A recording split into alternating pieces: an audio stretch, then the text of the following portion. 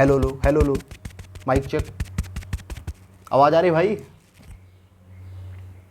नहीं आ रही तो कोई बात नहीं। क्या हाल चाल है? ये हाल चाल अभी पूछना थोड़ा ज़रूरी है क्योंकि इस लेक्चर के बाद हाल चाल ठीक नहीं रहेगा, है ना। ट्रिग्नोमेट्री का लेक्चर नंबर 3 हम ला चुके हैं और इस लेक्चर में हम बात करेंगे ट्रिग्नोमेट्रिक आइडेंटिटीज़ की, है ना। हमारे क्लास 10th के लिए अगर एनसीईआरटी को फॉलो कर रहे हो तो ये ट्रिग्नोमेट्री का लास्ट टॉपिक है, पर यही टॉपिक है जिसकी वजह से ट्रिग्नोमेट्री फेमस है, ठीक है। अभी तक तो हमने इंट्रोडक्शन अभी तक चल रहा था ट्रिग्नोमेट्री का, ठीक है। ये ऐसा पार्ट है जिसकी वजह से ट्रिग्नोमेट्री से लोग डरते हैं, ट्रिग्नोमेट्रिक आइडेंटिटीज, है ना। पर प्रैक्टिस से तो सब कुछ हो सकता है भाई, है ना। डर लगता है तो कोई बात नहीं, डर के आगे जीत है ना। डर के आगे क्या है? जीत। चलो, तो इसी नोट के साथ अपने लेक्चर को आगे बढ़ाते हैं। देखो, अभी तक हमने क्या देखा कि ट्रिग्नोमेट्री में हम एक ट्रायंगल लेते हैं, राइट एंगल ट्रायंगल। वो ट्रायंगल की साइज मैटर नहीं करती, अगर एंगल फिक्स है तो उसके साइड्स का रेशियो फिक्स्ड होता है।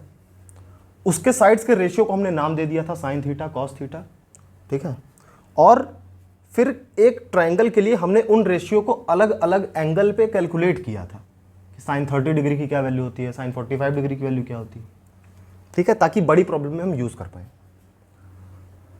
तो इसका मतलब कि हम यहाँ पे साइड और साइड के रेशियो की बात कर रहे हैं एक राइट एंगल ट्रायंगल की ट्रिग्नोमेट्री में, है ना। जैसे कि साइड मान लो कुछ भी है, ये अगर थीटा ले लें एंगल, तो इस एंगल के हिसाब से ये साइड परपेंडिकुलर होगी, ये बेस होगी और ये हाइपोटेनस होगी।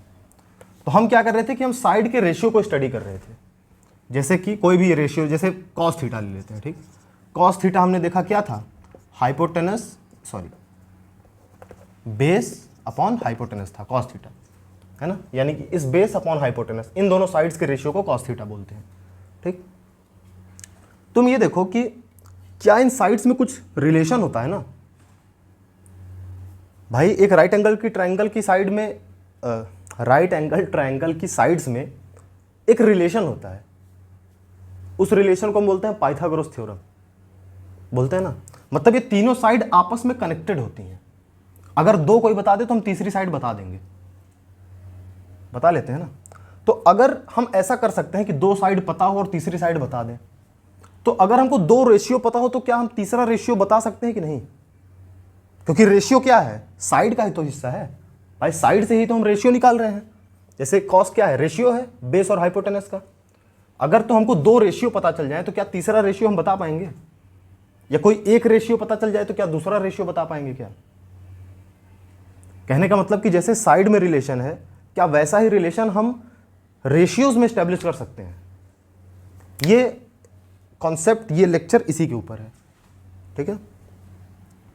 जैसे इनका क्या रिलेशन है साइड्स का, hypotenuse square is equal to base का स्क्वायर प्लस परपेंडिकुलर का स्क्वायर, ठीक। अब तुम ये देखो कि कॉस जो होता है वो होता है बेस अपॉन हाइपोटेनस, ठीक। साइन क्या होता है, sine theta, perpendicular upon hypotenuse. Base का स्क्वायर प्लस परपेंडिकुलर का स्क्वायर हाइपोटेनस का स्क्वायर होता है ना। तो यानी स्क्वायर्स बात बन सकती है।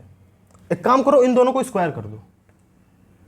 तो कॉस थीटा का स्क्वायर हमने किया और साइन थीटा का हमने स्क्वायर किया। अच्छा देखो, लिखने का ही थोड़ा तरीका अलग है ट्रिग्नोमेट्री में।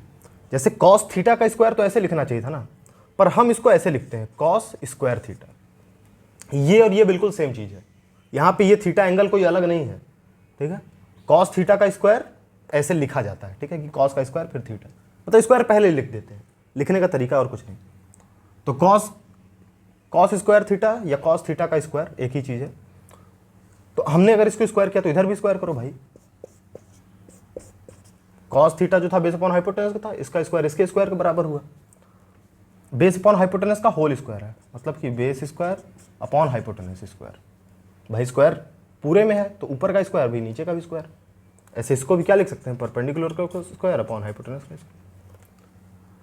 अब देखो जो रिलेशन था साइड्स का, वो बेस का स्क्वायर प्लस परपेंडिकुलर का स्क्वायर था, है ना। कि यानी ये प्लस ये, एक काम करो इन दोनों को जोड़ दो, जोड़ दो भाई साहब। मतलब cos square theta plus sine square theta. अगर इन दोनों को हमने जोड़ा, यानी कि इन दोनों को हमने जोड़ा, तो क्या आया, दिस स्क्वायर प्लस दिस, यानी कि बेस स्क्वायर अपॉन हाइपोटेनस का square plus perpendicular square upon hypotenuse square, ये इसके बराबर, ये इसके बराबर। ठीक, देखो दोनों का डिनोमिनेटर सेम है ना, तो हम डायरेक्ट प्लस कर सकते हैं। तो हमने क्या किया, डायरेक्ट प्लस कर दिया भाई साहब, डिनोमिनेटर दोनों का बराबर था। ठीक, बेस का स्क्वायर प्लस परपेंडिकुलर का स्क्वायर क्या होता है भाई साहब, हाइपोटेनस का स्क्वायर, यानी कि इसको मैं लिख सकता हूँ हाइपोटेनस का स्क्वायर अपॉन हाइपोटेनस का स्क्वायर। ये तो हाइपोटेनस का स्क्वायर हो गया, यानी कि ये दोनों बराबर, यानी कट गए, 1 आ गया। तो हमारे पास क्या आ गया कि sine cos square theta plus sine square theta is equal to 1, है ना। तो ये तो बड़ी अजीब चीज आ गई ना कि कॉस स्क्वायर थीटा अगर हमको पता हो तो हम साइन स्क्वायर थीटा निकाल सकते हैं ना। कैसे, कॉस स्क्वायर थीटा अगर पता हो और साइन स्क्वायर थीटा नहीं पता, तो हम साइन स्क्वायर थीटा को लिख सकते हैं 1 माइनस कॉस स्क्वायर थीटा। भाई दिस, ये इक्वल टू 1 है, लास्ट में इक्वल टू 1 आ गया ना, तो ये दिस इक्वल टू 1, तो साइन स्क्वायर थीटा को हमने इधर ही रहने दिया, कॉस स्क्वायर थीटा को इधर भेज दिया, यहाँ पे प्लस था, इधर गया माइनस बन गया, तो 1 माइनस कॉस स्क्वायर थीटा हो गया, है ना। तो भाई साहब एक फॉर्मूला तो हमारे पास आ गया, क्या फॉर्मूला आया, cos square theta plus sine square theta equal to 1। ठीक है, ऐसे बाकी ये तो कॉस और साइन में रिलेशन आ गया, ऐसे हम और ट्रिग्नोमेट्रिक रेशियोज में रेशियो निकाल सकते हैं, रिलेशन निकाल सकते हैं, सॉरी। और कैसे निकालें, जैसे अब फिर हमने देखा कि हाइपोटेनस का square is equal to perpendicular का स्क्वायर प्लस बेस का स्क्वायर, यानी कि इसको मैं ऐसे भी तो लिख सकता हूँ ना कि मान लो परपेंडिकुलर का स्क्वायर इज इक्वल टू, इसको यहीं रहने दिया, बेस स्क्वायर को हाइपोटेनस के साथ भेज दिया, तो हाइपोटेनस स्क्वायर पहले से था, प्लस बी स्क्वायर गया तो क्या बन गया, माइनस बी स्क्वायर। तो परपेंडिकुलर का स्क्वायर, ट्रायंगल याद है कि नहीं भाई साहब, ये ट्रायंगल था, ये थीटा था, तो इस थीटा के लिए ये परपेंडिकुलर, ये बेस, है ना, ये हाइपोटेनस।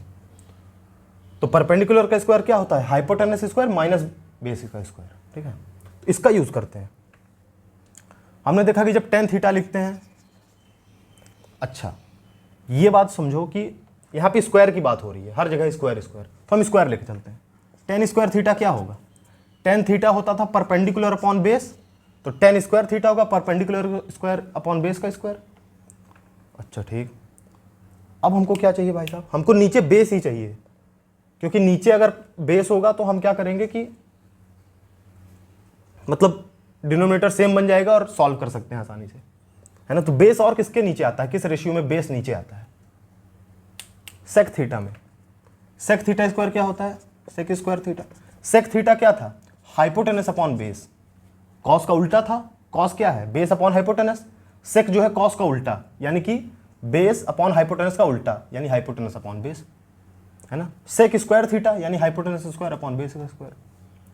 अच्छा, परपेंडिकुलर और हाइपोटेनस, इन दोनों में क्या रिलेशन है, जैसे परपेंडिकुलर जो होता है hypotenuse square minus base square होता है, इसी प्रकार जो बेस स्क्वायर होगा वो क्या होगा, हाइपोटेनस स्क्वायर माइनस परपेंडिकुलर का स्क्वायर।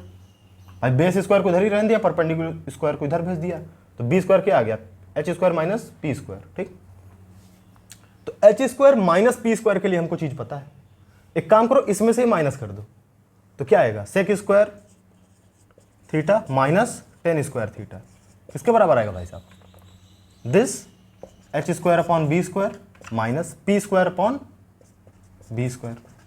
अब देखो दोनों का जो बेस है सेम है, तो हम क्या कर सकते हैं, हम डायरेक्ट माइनस कर सकते हैं, है ना। तो हमने डायरेक्ट माइनस कर दिया इन दोनों में, बी स्क्वायर नीचे डिनोमिनेटर है ही, H square minus P square क्या होता है, H square minus P square B square ही होता है ना। तो बन गया B square upon B square, यानी ये कट गया बचा 1। तो यानी कि sec square minus tan square भी क्या होता है, 1 होता है।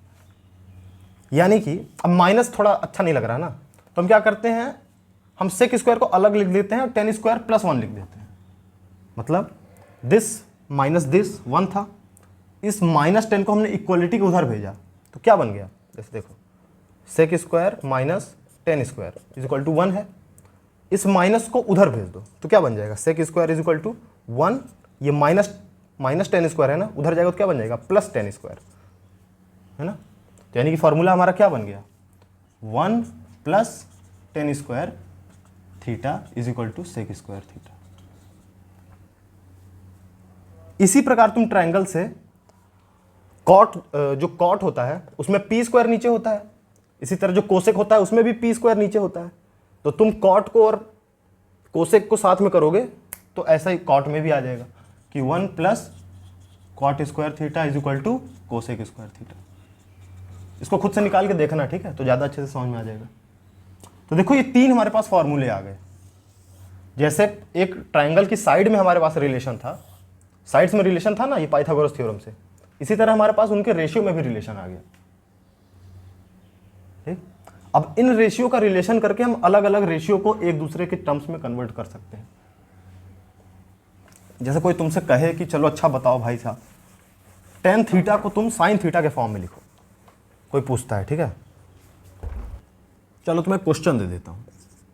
क्वेश्चन क्या देता हूं कि तुम टेन थीटा को लिखो साइन थीटा के फॉर्म में। जैसे यहां से कोई मेरे से बोलता कि तुम एच स्क्वायर और बी स्क्वायर को पी स्क्वायर के फॉर्म में लिखो, तो लिख सकते थे ना कि पी स्क्वायर को मतलब एच और बी के टर्म्स में लिख दिया, एच और बी के तरह से लिख दिया। इसी तरह तुम टेन को साइन के तरह से लिखो। मतलब कि क्वेश्चन कहने का यह है कि टेन थीटा को मैं किसके बराबर लिखूं कि यहां पे केवल साइन वाली चीजें हैं, ठीक है। तो चलो लिखना चालू करते हैं। जब भी क्वेश्चन आए तो उसको क्या करना है, पहले मैथ में लिखना है। मैथ में कैसे लिखना है, टेन थीटा है, टेन थीटा किसके बराबर होता है, साइन कॉस, है ना, साइन अपॉन कॉस के, sign theta upon cos theta. मैंने बताया था उस समय। इसको कैसे देख सकते हैं कि टेन थीटा जो होता है वो परपेंडिकुलर अपॉन बेस होता है ना, और साइन थीटा क्या होता है, परपेंडिकुलर अपॉन हाइपोटेनस।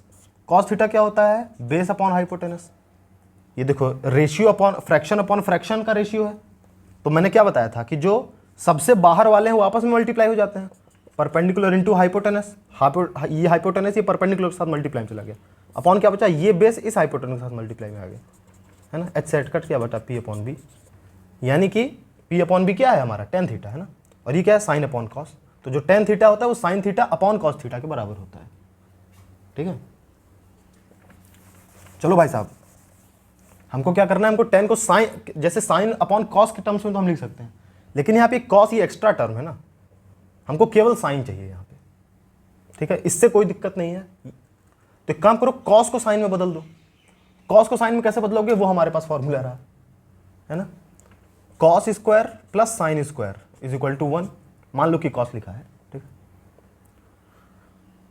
तो तो जो कॉस स्क्वायर होगा वो किसके बराबर होगा, cos square is equal to 1 plus sine square को उधर भेजा तो बन गया माइनस साइन स्क्वायर।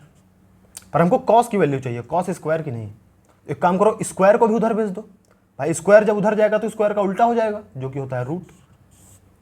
तो यानी कि जो कॉस स्क्वायर होता है वो under root 1 minus sine square होता है, ठीक। तो इसमें हमने लिख दिया भाई साहब कि sine theta upon under root 1 minus sine square theta. तो इसका मतलब हमने 10 को केवल साइन के फॉर्म में लिख दिया भाई साहब, समझे।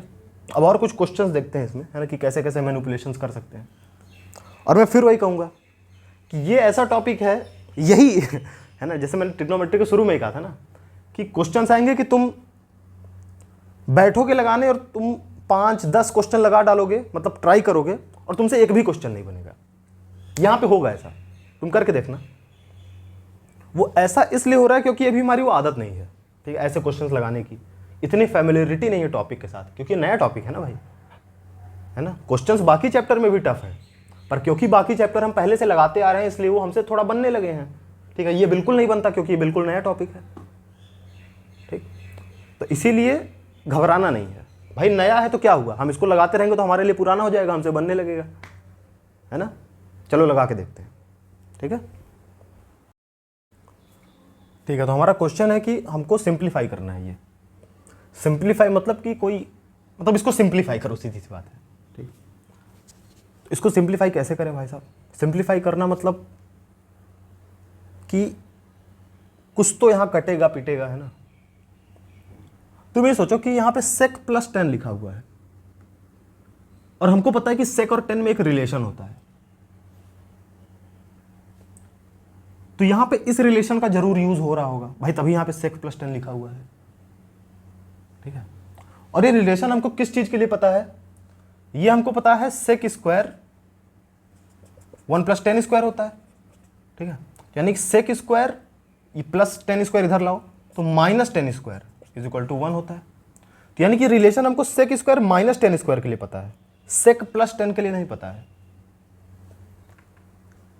तो क्या हम सेक प्लस 10 को सेक स्क्वायर -10 स्क्वायर के टर्म्स में कन्वर्ट कर सकते हैं क्या?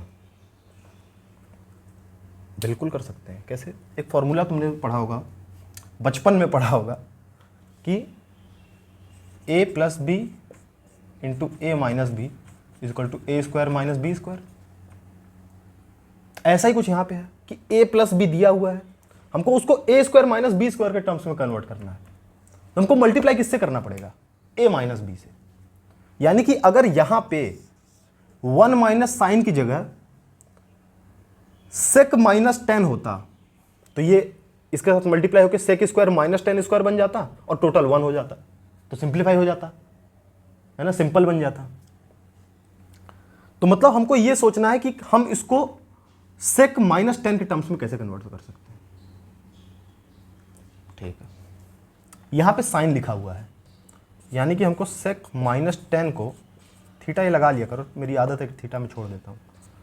सेक थीटा -10 थीटा को हम साइन कॉस में कैसे लिखेंगे? सोचो, सेक जो होता है वो 1/cos होता है ना, 1/cos थीटा माइनस, और साइन 10 क्या होता है? Sign theta upon cos theta. यानी कि सेक थीटा -10 थीटा जो होता है वो 1 - sine theta upon cos theta होता है ना। यहां पे क्या दिया हुआ है? यहां पे 1 - साइन थीटा दिया हुआ है, अपॉन कॉस थीटा नहीं दिया है भाई साहब। तो हम एक काम करते हैं, हम अपॉन कॉस थीटा लगा देते हैं। भाई ऐसे ही किसी भी चीज से डिवाइड थोड़ी कर सकते हैं, ये तो ऐसे इस एक्सप्रेशन की वैल्यू चेंज हो जाएगी अगर किसी भी चीज से अपने मन में डिवाइड कर दे तो अगर कॉस थीटा से मल्टीप्लाई किया है तो कॉस थीटा से मल्टीप्लाई भी करना पड़ेगा ना, मतलब अगर डिवाइड किया है तो मल्टीप्लाई भी करना पड़ेगा। मल्टीप्लाई क्यों किया? ताकि ये कट जाए और हमारा जो एक्सप्रेशन था उसकी वैल्यू चेंज ना हो। ठीक है, इसकी वैल्यू बिना चेंज किए इसको सिंप्लीफाई करना है ना। अगर इसकी वैल्यू चेंज कर दी तब फिर सिंप्लीफाई क्या किया भाई? वो तो बदल ही गया, चीज ही बदल गई। ठीक, तो हमने क्या किया कि हमने 1 - साइन थीटा को कॉस थीटा से डिवाइड कर दिया ताकि वो इनडायरेक्टली सेक थीटा -10 थीटा के फॉर्म में आ जाए, और भाई डिवाइड किया तो मल्टीप्लाई भी करना पड़ेगा। तो चलो ठीक है, तो ये चीज क्या हो गई हमारी? ये चीज हो गई 1 - cos minus sine upon cos, है ना, जो कि है सेक -10। सेक -10 ये बन गया, सेक + 10 ये बन गया, दोनों का मल्टीप्लाई होगा, बन जाएगा सेक स्क्वायर -10 स्क्वायर, जो कि हो जाएगा 1। यहाँ पे बचेगा कॉस थीटा, मतलब इस टोटल एक्सप्रेशन की वैल्यू है कॉस थीटा। मैं लिख के दिखा देता हूँ आपको ताकि थोड़ा डाउट क्लियर हो जाए भाई साहब।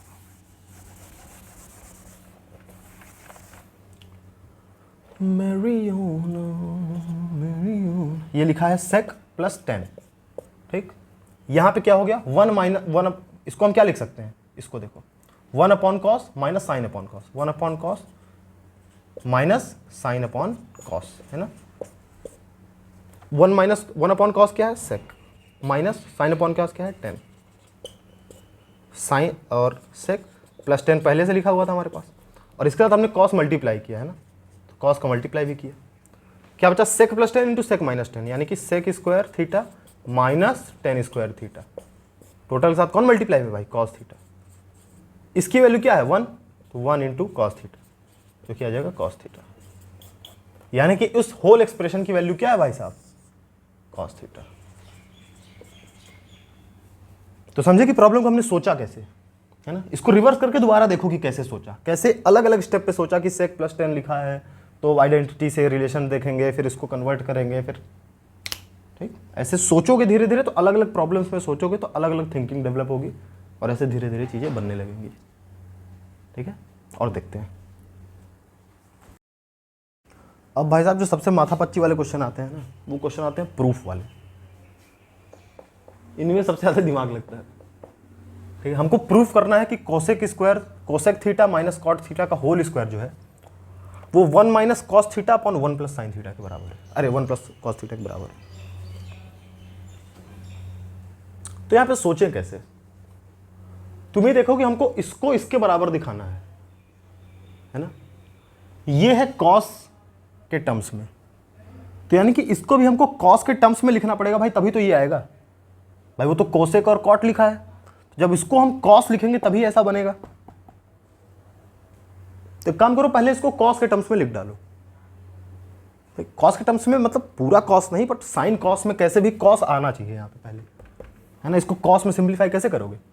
कोसेक को क्या लिख सकते हो? 1/sin माइनस कॉट क्या होता है? कॉट होता है 1/10, 1/10। और 10 क्या होता है? 10 होता है साइन अपॉन कॉस। 10 जो होता है वो क्या होता है बेटा? Sine upon cos.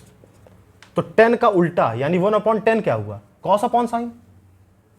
भाई ये 10 का उल्टा है ना, अगर 10 है साइन अपॉन कॉस तो 1/10 क्या होगा? कॉस अपॉन साइन, है ना। और टोटल का क्या लगा हुआ है? Whole square. हम ये RHS LHS सॉल्व कर रहे हैं, ठीक है। लेफ्ट हैंड साइड, जैसे ये इक्वल टू है तो इक्वल टू की राइट हैंड साइड हुआ, ये लेफ्ट हैंड साइड हुआ, तो लेफ्ट हैंड साइड को हम सॉल्व करते करते राइट हैंड साइड पर पहुंच जाएंगे, तो प्रूफ हो जाएगा, ठीक है। हमको पता है कि कॉस लिखा है, इसलिए कॉस के टर्म्स में सोच रहे हैं कि कन्वर्ट हो जाए, ठीक है भाई साहब। अब देखो इन दोनों का क्या डिनोमिनेटर सेम है, तो हम डायरेक्ट माइनस कर सकते हैं। ऊपर क्या हुआ? 1/cos अपॉन साइन, इसका होल स्क्वायर लगा हुआ है भाई साहब। अच्छा, होल स्क्वायर लगा है, तो पहले ऊपर का स्क्वायर अपॉन नीचे का स्क्वायर, 1 - cos का स्क्वायर अपॉन नीचे का स्क्वायर यानी साइन का स्क्वायर। यहां पे केवल कॉस है ना, तो हमको यहां पे केवल कॉस चाहिए होगा भाई, तभी तो यहां पहुंचेंगे। तो एक काम करते हैं, साइन स्क्वायर हमको पता है कि कॉस स्क्वायर से रिलेशन होता है, तो हम कॉस के टर्म्स में इसको लिख देते हैं, ठीक। साइन स्क्वायर की वैल्यू क्या होगी? 1 - cos स्क्वायर, क्योंकि यहाँ पे प्लस कॉस स्क्वायर है, इसको इक्वल टू उधर भेज दो तो बन जाएगा 1 - cos स्क्वायर। ये कॉस स्क्वायर उधर चला गया, तो साइन स्क्वायर की वैल्यू क्या आएगी? 1 - cos स्क्वायर, है ना। तो किसके बराबर होगा? 1 - cos का होल स्क्वायर तो ऊपर लिखा है, अपॉन साइन स्क्वायर की जगह लिखा हमने 1 - cos स्क्वायर, ठीक है। अच्छा देखो, ये 1 - cos स्क्वायर लिखा है, सॉरी 1 - cos का होल स्क्वायर लिखा है, यानी कि ये लिखा हुआ है 1 - cos theta multiplied by 1 - cos theta upon.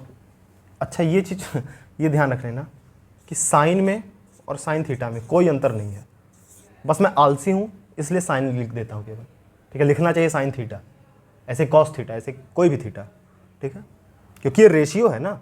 Sign का क्या मतलब है? रेशियो, किस एंगल के लिए? थीटा एंगल के लिए, है ना।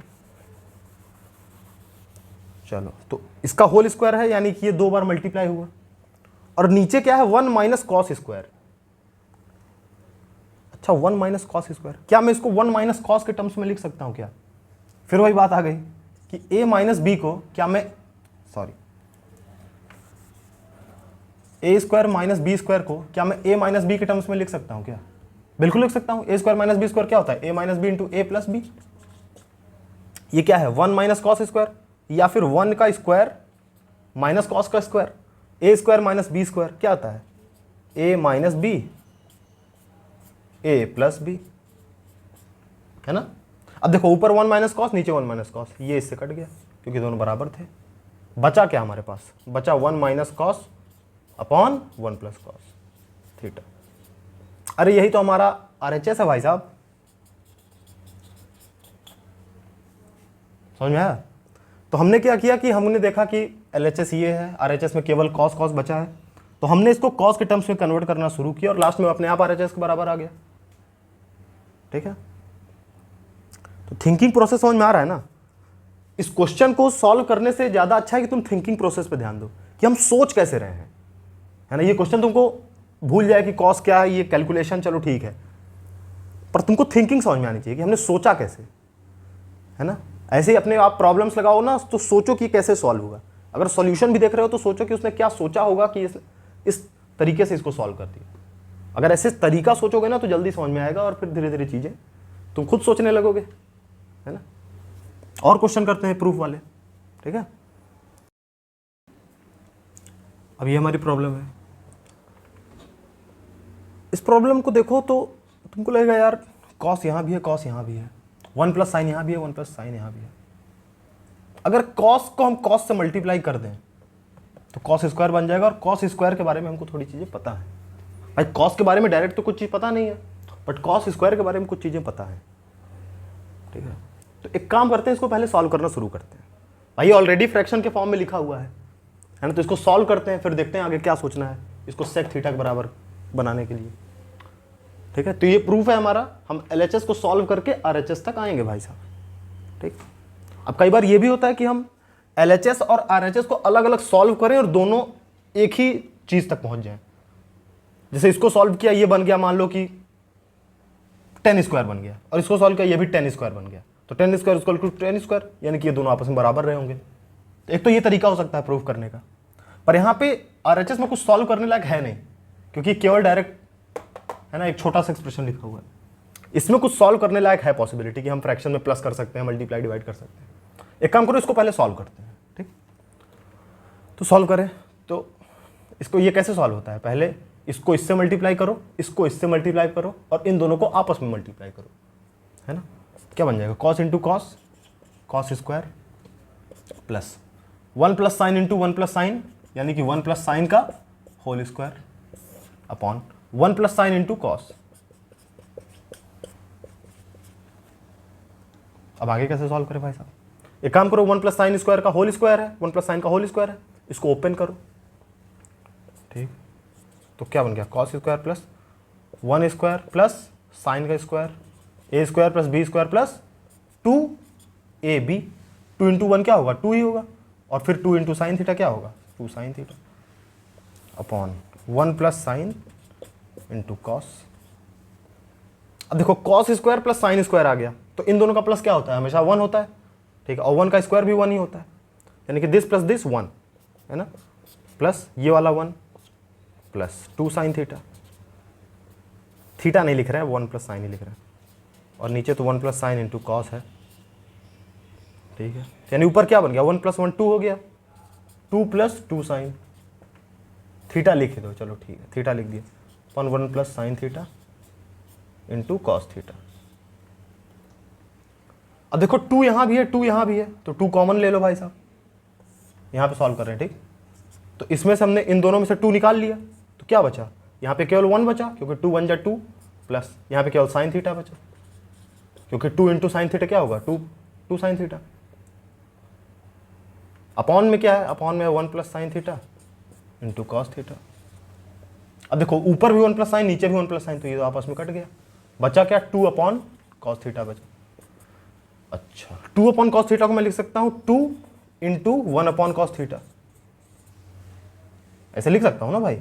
केवल 2 अपॉन कॉस थीटा लिखा था, तो मैंने इसको 2 इंटू 1 अपॉन कॉस लिख दिया। और 1 अपॉन कॉस की वैल्यू उनको पता है क्या होती है, सेक, क्योंकि जो सेक होता है वो तो कॉस का उल्टा होता है ना, तो ये बन गया 2 सेक थीटा। तो ये क्या है, ये RHS है भाई। हम LHS को सॉल्व कर रहे थे, यानी लेफ्ट हैंड साइड को सॉल्व कर रहे थे, करते करते हम RHS तक पहुंच गए, हेंस प्रूव्ड। समझ में, हमने सोचा कैसे, सोचा ऐसे कि यही सॉल्व करने लायक है, तो बस इसको सॉल्व करो, हम वहां तक पहुंच गए। अगर दोनों जगह ऐसे प्लस प्लस बड़े बड़े लिखे होते, तो हम दोनों को अलग अलग सॉल्व करते और फिर LHS इक्वल टू RHS दिखाते, ठीक है। तो ये कुछ बेसिक प्रॉब्लम्स थी, अभी तो बहुत सारी प्रॉब्लम्स बची हैं, ठीक है। मैं तुमको दावे के साथ कह रहा हूँ, तुम एक्सरसाइज लगाओगे, तुमसे बिल्कुल सॉल्व नहीं होगी, ठीक है। और नहीं होगी तो अच्छी बात है ना भाई, नहीं होगी तभी तो कुछ सीखेंगे, अगर सॉल्व हो गई तब हमारे लिए कुछ सीखने लायक था ही नहीं, ठीक है। तो फिर इससे और ज़्यादा बड़ी प्रॉब्लम्स लगानी पड़ेंगी, तो भी लगाएंगे, ठीक है। सॉल्व हो जाएंगी, अच्छी बात है, सॉल्व होंगी तो समझ कॉन्फिडेंस आएगा ना, सॉल्व नहीं होंगी तो कोई बात नहीं भाई, हमसे नहीं हो रही, किसी से नहीं हो रही। तो इसको नोट डाउन करो, इस पर प्रैक्टिस करने की कोशिश करो। हमारी एक्सरसाइज नंबर 4 इस पर है, ठीक है। अच्छा, एक्सरसाइज 4 जो पुरानी बुक में दी है ना, उसमें कुछ क्वेश्चंस जो एक्सरसाइज 3 है पुराने बुक की, जो कि कट चुकी है अब सिलेबस से, उसके बेसिस पे कुछ क्वेश्चंस दिए हैं ना। जैसे क्वेश्चन है जिसमें साइन 23 डिग्री का यूज है, ठीक है। तो वो क्वेश्चन मत करना, ठीक है, क्योंकि वो क्वेश्चन पुराने, खैर पुराने मतलब सिलेबस का है, और वो अब हमारे सिलेबस में नहीं है। अगर नई वाली एनसीईआरटी तुम्हारे पास है, तो नए वाले एनसीईआरटी में क्वेश्चन नहीं दिया है, यानी क्वेश्चन नंबर 3 है एक्सरसाइज 4 का क्वेश्चन नंबर 3 जो है पुरानी बुक का, ओल्ड एनसीईआरटी बुक का, वो मत करना, क्योंकि वो एक्सरसाइज नंबर 3 पर बेस्ड है, पुरानी वाली एनसीईआरटी के, जो कि अब हमारे सिलेबस में नहीं है। इसलिए इस क्वेश्चन को मैंने आपको नहीं करवाया है, पर इस क्वेश्चन का कॉन्सेप्ट मैंने आपको बताया है। कॉन्सेप्ट बताया है, पुराने वीडियो में ही बताया है। और कॉन्सेप्ट क्या है इस क्वेश्चन का? कॉन्सेप्ट है कि sine 90 minus theta is equal to cos theta. ये मैंने बताया था ना पिछले जब रेशियो लिख रहे थे तो। और इस फॉर्मूले से ये क्वेश्चन सॉल्व हो जाएगा। अगर टाइम होगा तब बैठ के इसको सोचना, ठीक है? अगर टाइम नहीं होगा तो इसको छोड़ देना अभी के लिए, ठीक। चलो तब तक के लिए एक्सरसाइज नंबर 3 जो है नए एनसीईआरटी बुक की, या फिर एक्सरसाइज नंबर 4 जो है पुराने एनसीईआरटी बुक की ट्रिग्नोमेट्री की, वो लगाने की कोशिश करो। और प्रॉब्लम सॉल्विंग सेशन में और ढेर सारे क्वेश्चंस करेंगे। तब तक के लिए गुड बाय।